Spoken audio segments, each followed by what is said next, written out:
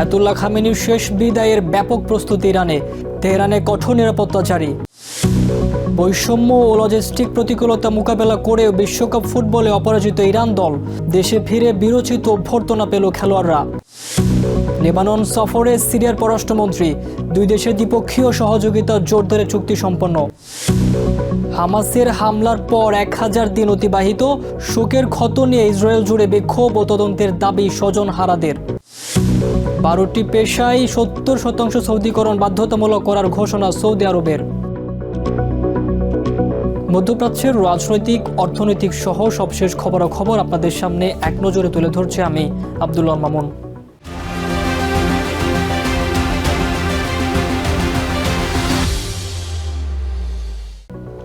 ইরানের নিহত সর্বোচ্চ নেতা আয়াতুল্লাহ আলী খামেনির শেষকৃত্যকে ঘিরে শেষ মুহূর্তের প্রস্তুতি চলছে রাজধানী তেহরানে। ইমাম খোমেনি মসাল্লা মসজিদ কমপ্লেক্সে পরিষ্কার পরিচ্ছন্নতা, ব্যানার টানানো এবং নিরাপত্তা জোরদারের কাজ চলছে পুরোদমে। একই সঙ্গে অর্থনৈতিক সংকটের মধ্যেও দেশের প্রতি আস্থার কথা জানিয়েছেন সাধারণ নাগরিকরা। ইরানের নিহত সর্বোচ্চ নেতা আয়াতুল্লাহ আলী খামেনির রাষ্ট্রীয় শেষকৃত্যের আনুষ্ঠানিকতা শুরু হচ্ছে শনিবার থেকে। এ উপলক্ষে তেহরানের ইমাম খোমেনি মোসাল্লা কমপ্লেক্সে চলছে ব্যাপক প্রস্তুতি। কর্মীরা ধুয়ে মুছে পরিষ্কার করছেন পুরো এলাকা, আর বিভিন্ন স্থানে টানানো হচ্ছে খামেনির প্রতিকৃতি সংবলিত ব্যানার। গত ফেব্রুয়ারিতে ইসরায়েল ও আমেরিকার বিমান হামলায় প্রথম দিনে নিহত হন 86 বছর বয়সী এই ধর্মীয় নেতা। টানা 36 বছর ইরানের সর্বোচ্চ নেতা হিসেবে দায়িত্ব পালন করেন তিনি। আগামী 9 জুলাই নিজ শহর মাশহাদে তাকে দাফন করা হবে। এর আগে তেহরান, কোম এবং ইরাকে একাধিক শোক অনুষ্ঠানের আয়োজন করা হয়েছে। শেষকৃত্য ঘিরে নজিরবিহীন নিরাপত্তা ব্যবস্থা নেওয়া হয়েছে বলে জানিয়েছে Islamic revolutionary guard corps IRGC। বাহিনীটির দাবি, অতীতের বড় জনসমাগমের অভিজ্ঞতা কাজে লাগিয়ে সব নিরাপত্তা সংস্থা সমন্বিতভাবে দায়িত্ব পালন করছে। বৃহৎ জনসমাগম ও রাষ্ট্রীয় অনুষ্ঠান আয়োজন এবং সেগুলোর নিরাপত্তা নিশ্চিত করার ব্যাপারে আমাদের দীর্ঘ অভিজ্ঞতা রয়েছে। ইরানের নিরাপত্তার মূল ভিত্তি জনগণ। নিরাপত্তা, আইন শৃঙ্খলা ও গোয়েন্দা সংস্থাগুলো সমন্বিতভাবে কাজ করে।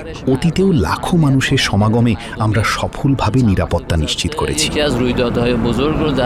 খামেনির শেষ শ্রদ্ধা জানাতে অনেকেই ব্যক্তিগত পরিকল্পনা বদলে তেহরানে অবস্থান করছেন। বিভিন্ন বিশ্ববিদ্যালয়ের শিক্ষক শিক্ষার্থীও স্বেচ্ছায় শেষকৃত্যের আয়োজনের সঙ্গে যুক্ত হয়েছেন।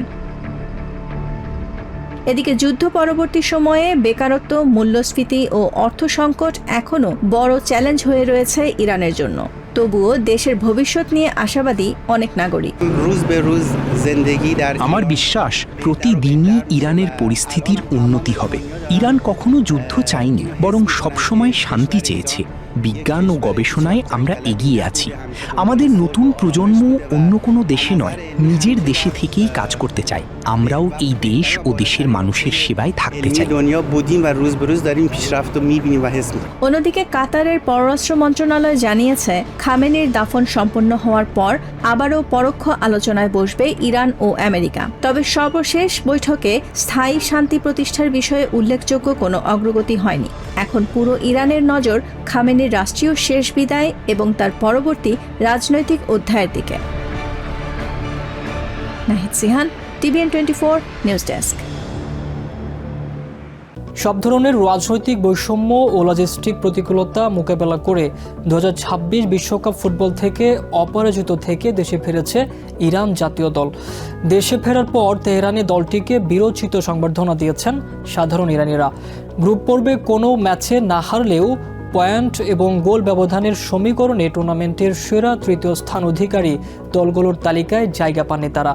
তবে নকআউটে যেতে না পারলেও মাঠ ও মাঠের বাইরে চরম বৈরী আচরণের মুখেও ইরানি ফুটবলারদের প্রদর্শন করা অপরাজিত পারফরম্যান্স এবং পারস্পরিক শ্রদ্ধাশীল আচরণ বিশ্বজুড়ে প্রশংসা কুড়াচ্ছে। গ্রুপ পর্বের 3টি ম্যাচের একটিতেও হারেনি ইরান। 3টিতেই ড্র করে অপরাজিত থেকে 2026 বিশ্বকাপ মিশন শেষ করেছে তারা। তবে গ্রুপের তৃতীয় স্থানে থাকা এই দলটির ভাগ্য আটকে যায় টুর্নামেন্টের জটিল সমীকরণে। পয়েন্ট ও গোল ব্যবধানের মারপ্যাচে পরবর্তী রাউন্ডে যাওয়ার মতো শীর্ষ 4 তৃতীয় স্থান অধিকারী দলের তালিকায় নাম লেখাতে ব্যর্থ হয় তারা। তবে বিদায়টা আক্ষেপের হলেও তেহরানের বাসিন্দারা বলছেন, মাঠের বাইরের শত বাধা সত্ত্বেও খেলোয়াড়রা যেভাবে অপরাজিত থেকেছেন তা প্রশংসার দাবিদার। দলের খেলায় আমরা অত্যন্ত সন্তুষ্ট। তারা যেভাবে প্রতিকূল পরিস্থিতির মধ্যে নিজেদের সেরাটা দিয়েছে এবং একটি ম্যাচেও হারেনি, তা আমাদের জন্য বড় বিষয়। বাইরে কে কি সমালোচনা করলো তাতে আমাদের কিছু যায় আসে না। আমরা দলের পারফরম্যান্সে খুশি।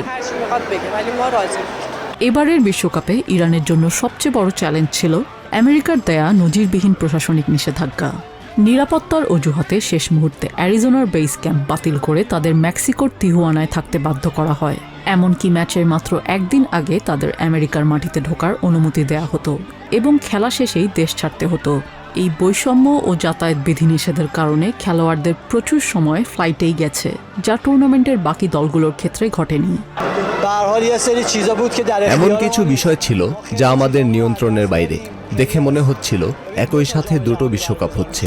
একটা সব ধরনের নিষেধাজ্ঞা মাথায় নিয়ে শুধু আমাদের জন্য, আর অন্যটা বাকি দলগুলোর জন্য। বলা চলে এমন একটি দৌড় প্রতিযোগিতায় বাকিদের বলা হলো তোমরা 10 মিটার দূর থেকে দৌড় শুরু করো, আর আমাদের সবার পেছনে রাখা হলো। এটি কোনোভাবেই সুষম প্রতিযোগিতা ছিল না। তবে এত বৈষম্য এবং প্রতি ম্যাচের আগে দীর্ঘ বিমান ভ্রমণের ক্লান্তি সত্ত্বেও ইরান দল পুরো টুর্নামেন্টে অনন্য পেশাদারিত্বের পরিচয় দিয়েছে। মাঠের ভেতরে বা প্রতিপক্ষ শিবিরের কোনো উস্কানিতে পা না দিয়ে অত্যন্ত শ্রদ্ধাশীল ও সুশৃঙ্খল ফুটবল উপহার দিয়েছে তারা। স্বাগতিক দেশের বৈরী পরিবেশের মাঝেও খেলোয়াড়দের এই সংযত ও মর্যাদাপূর্ণ আচরণ নজর কেড়েছে ফুটবল বিশ্বের। ইরান বিরোধী একটি দেশের মাটিতে গিয়েও অত্যন্ত চমৎকার এবং মর্যাদাপূর্ণ খেলা দেখিয়েছে আমাদের খেলোয়াড়রা। আমি এখানে এসেছি তাদের সেই মানসিকতাকে সমর্থন জানাতে, এবং তারা প্রত্যেকে অত্যন্ত শ্রদ্ধাশীল আচরণ ধরে রেখেছিল। গাণিতিক সমীকরণে হয়তো নকআউটের টিকিট আসেনি তেহরানে, তবে কোনো ম্যাচ না হেরে টুর্নামেন্ট শেষ করার এক অনন্য রেকর্ড নিয়ে ফিরল ইরান। মাঠের ফুটবলে রাজনীতির এই অনাকাঙ্ক্ষিত প্রভাব এবং লজিস্টিক বৈষম্যের বিরুদ্ধে ফুটবলারদের এই সংযমী লড়াই ভবিষ্যৎ বৈশ্বিক টুর্নামেন্টগুলোতে ফেয়ার প্লে ফিল্ডের কার্যকারিতা নিয়ে প্রশ্ন তুলে দিল। নিজিয়া জামি, TVN 24 news desk. President Donald Trump লেবাননে হিজবুল্লাহর বিরুদ্ধে সিরীয় বাহিনীর ভূমিকার সম্ভাবনার কথা উল্লেখ করার পর বৃহস্পতিবার প্রথমবারের মতো লেবানন সফর করেছেন সিরিয়ার পররাষ্ট্রমন্ত্রী আসাদ আল শিবানি। সফরে তিনি লেবাননের প্রেসিডেন্ট জোসেফ আউন এবং হিজবুল্লাহর মিত্র পার্লামেন্ট স্পিকার নাবি বেরি সহ শীর্ষ নেতাদের সঙ্গে বৈঠক করেন। লেবাননের রাষ্ট্রীয় বার্তা সংস্থার খবরে বলা হয়েছে, বৈরুতে সফরকালে আল শিবানি বলেছেন, প্রয়োজন হলে ইরান সমর্থিত হিজবুল্লাহর সঙ্গে বৈঠকে বসতে দামাস্কাস প্রস্তুত। তিনি আরও জানান, লেবানন ও সিরিয়া দ্বিপক্ষীয় সম্পর্ক আরও জোরদারে উচ্চ পর্যায়ের একটি যৌথ সহযোগিতা কমিটি গঠনের লক্ষ্যে একটি চুক্তি সই করেছে। লেবাননের প্রেসিডেন্ট আউনের কার্যালয় জানিয়েছে, প্রেসিডেন্ট আল সারা তাকে আশ্বস্ত করেছেন যে সিরিয়া লেবাননের অভ্যন্তরীণ বিষয়ে কোনো পক্ষ নেবে না। সিরিয়ার আনুষ্ঠানিক অবস্থান হলো, আমরা লেবাননের ওপর ইসরায়েলের সব ধরনের হামলার নিন্দা জানাই। সাম্প্রতিক সময়ে লেবাননের জনগণের বিরুদ্ধে চালানো বোমা হামলা ও জোরপূর্বক বাস্তুচ্যুত করার ঘটনাও আমরা প্রত্যাখ্যান করি। এই অবস্থানে আমরা অটল এবং প্রতিশ্রুতিবদ্ধ। লেবাননের সঙ্গে সহযোগিতা ও অংশীদারিত্বের জন্য উচ্চ পর্যায়ের যৌথ কমিটি গঠনের চুক্তিতে সই করেছি। এই কাঠামোর মাধ্যমে দুই দেশের সংশ্লিষ্ট মন্ত্রণালয়গুলো অর্থনীতি, বিনিয়োগ ও বাণিজ্যে অংশীদারিত্ব আরও জোরদার করবে।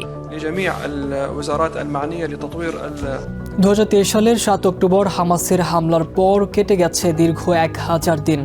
এই মাইলফলককে কেন্দ্র করে তেল আভিভ, জেরুজালেম সহ পুরো ইসরায়েল জুড়ে রাজপথে নেমে এসেছেন হাজার হাজার মানুষ।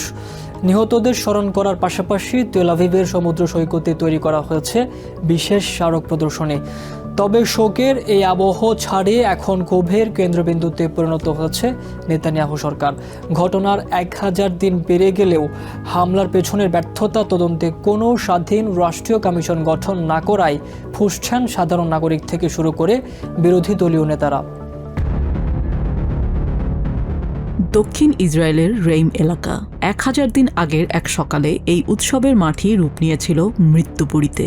হামাসের হামলায় নিহত 364 জনের স্মরণে এখানে লাগানো গাছে বৃহস্পতিবার পানি দিতে এসেছেন সিজান স্লাভিনের বাবা মা। 3 সন্তানের জননী সিজানকে সেদিন মাথায় গুলি করে হত্যা করেছিল হামাসের এক সেনা। 1000 দিন কেটে গেলেও মেয়ের শেষ মুহূর্তের কোনো তথ্য আজও পুলিশ বা উদ্ধারকারী সংস্থা দিতে না পারায় দুঃসহ দিন কাটছে এই পরিবারের। 6:30 בבוקר היא אמרה לי, אבא, 1000 দিন পার হয়ে গেছে, কিন্তু আমাদের মনে হয় এই তো সেদিন ঘটল। আজ পর্যন্ত পুলিশ বা উদ্ধারকারী সংস্থা আমাদের কিছুই জানাতে পারেনি। তাকে কোথায় পাওয়া গিয়েছিল, তার শরীরের কি অবস্থা হয়েছিল, আমরা কিচ্ছু জানি না। אני לא ידעתי שבמסיבה, אני בת ימית, אמרתי, מה אני... এই অনিশ্চয়তা আর ক্ষোভ এখন কেবল একক কোনো পরিবারের নয়, ছড়িয়ে পড়েছে পুরো ইসরায়েলে। তেল আভিভের হস্টেড স্কোয়ারে জড়ো হয়ে 1200 মানুষের মৃত্যুর জন্য সরাসরি সরকারের ব্যর্থতাকে দায়ী করছেন বিক্ষোভকারীরা। জিম্মিদের ব্যবহৃত জুতো ও জিনিসপত্র নিয়ে তৈরি প্রদর্শনীতে যোগ দিয়ে বর্তমান কট্টরপন্থী প্রশাসনের জবাবদিহিতা নিশ্চিত করার দাবি তুলেছেন বিরোধী দলীয় নেতারাও। The government doesn't want it to happen because they know what the results will be. If there will be any real inquiry, unlike what they're trying to do now, they will have to answer the question, who was the Prime Minister on October 7th, who was the government in October 7th, who was sitting in the cabinet on October 7th, and who was supposed to do the job and did it. ক্ষোভের আজ পৌঁছেছে জেরুজালেমে Israeli parliament Knesset এবং প্রধানমন্ত্রী Benjamin নেতানিয়াহুর বাসভবনের সামনেও।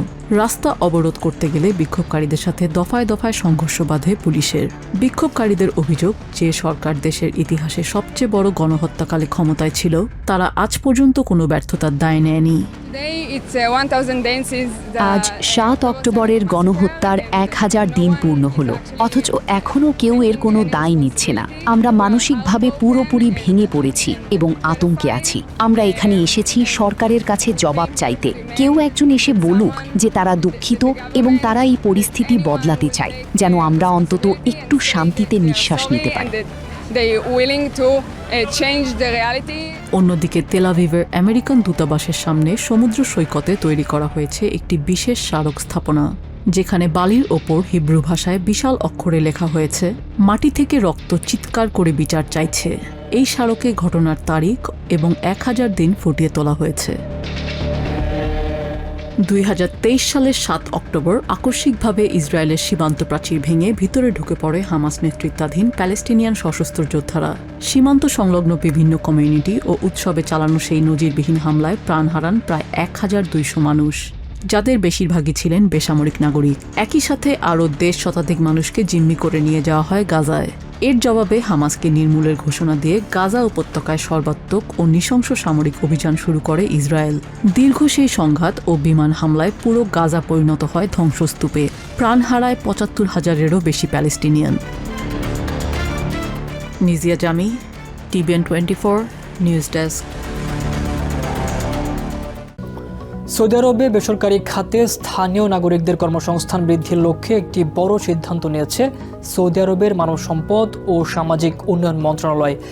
এখন থেকে ক্রয় ও সরবরাহ এবং লজিস্টিক খাত সংক্রান্ত 12টি গুরুত্বপূর্ণ পেশায় ন্যূনতম 70% সৌদিকরণ বাধ্যতামূলকভাবে কার্যকর করা হয়েছে। মন্ত্রণালয়ের নির্দেশনা অনুযায়ী এই 12টি পেশার আওতায় যে সকল বেসরকারি প্রতিষ্ঠানে 3 বা তার বেশি কর্মী কর্মরত রয়েছেন, তাদের ক্ষেত্রে এই নিয়মটি সরাসরি প্রযোজ্য হবে। অর্থাৎ সেসব প্রতিষ্ঠানগুলোতে এই পদগুলোর অন্তত 70% সৌদি নাগরিকদের নিয়োগ দিতে হবে। মানব সম্পদ মন্ত্রণালয় জানিয়েছে, এই উদ্যোগের প্রধান উদ্দেশ্য হল সৌদি আরবের ভিশন 2030 এর লক্ষ্য বাস্তবায়ন করা। এর মাধ্যমে দেশের বেসরকারি খাতে স্থানীয় যুবকদের জন্য আরও বেশি মানসম্মত কর্মসংস্থান তৈরি হবে এবং দেশের শ্রমবাজারে সৌদি নাগরিকদের সক্রিয় অংশগ্রহণ নিশ্চিত করা সম্ভব হবে। এক নজরে প্রতিদিন মধ্যপ্রাচ্যের খবর জানতে চোখ রাখুন TVN 24 নিউজ নেটওয়ার্কের ইউটিউব ও ফেসবুক পেজে। নিউ ইয়র্ক থেকে সম্প্রচারিত TVN 24 টেলিভিশন বিশ্বজুড়ে বাঙালির কণ্ঠস্বর।